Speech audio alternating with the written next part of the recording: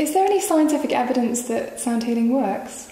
We've recently had a study done by the University of Montreal, and in this study the researcher actually interviewed a number of people who have received sound healing and quantified their responses. And it's quite an interesting study. It shows really how sound healing affects people in so many different ways, not just on a physical way, in terms of improvement in their health, but also emotionally and spiritually, in the sense it seems to have an effect on many different levels. So there's a lot more research now on the effect of sound. Lots of universities are doing research at the moment, and sound is being used in hospitals, particularly for people that are about to undergo operations. It seems to make people more relaxed, so they need less anaesthetic. Different sounds and music are now used in a number of hospitals. In Westminster Hospital, they're now using live music on hospital wards, and that seems to help with the patient recovery. So there's loads and loads of studies being done at the moment on the benefits of sound and music.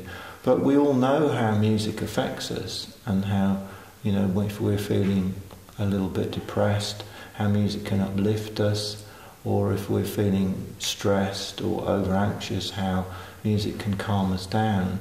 So this is really just helping us to understand what most of us know already. But I think once you see the scientific evidence that music is actually, and sound is actually, has all these effects on us. Recent studies just come out about the effect of sound on producing nitrous oxide in the body.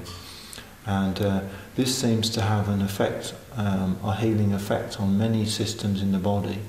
So using different sound frequencies helps the body to produce nitric oxide, and this seems to calm down the nervous system.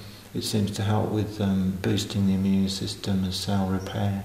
So that research is actually going to be published quite soon. But there's a whole range of different research projects going on now to try and quantify what's actually happening. Obviously, there's a lot of research being done on music and the brain to show how different parts of the brain are affected by music, and how that the whole body, in a sense, is responding to sound and music. It's not just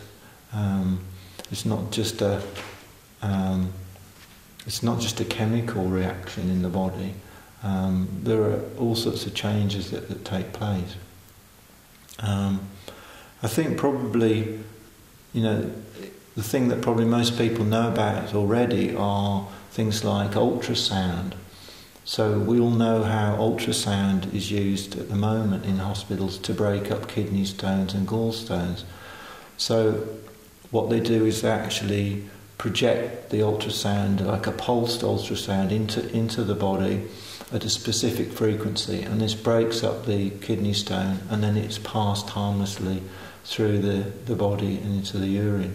And they're now finding that they can use low frequency ultrasound to actually destroy tumours in the body.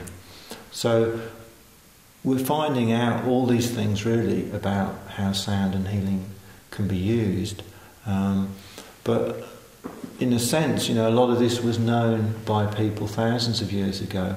In fact, in the Middle East, they had hospitals where they used music therapy, and also reciting or chanting the Quran was supposed to be very healing.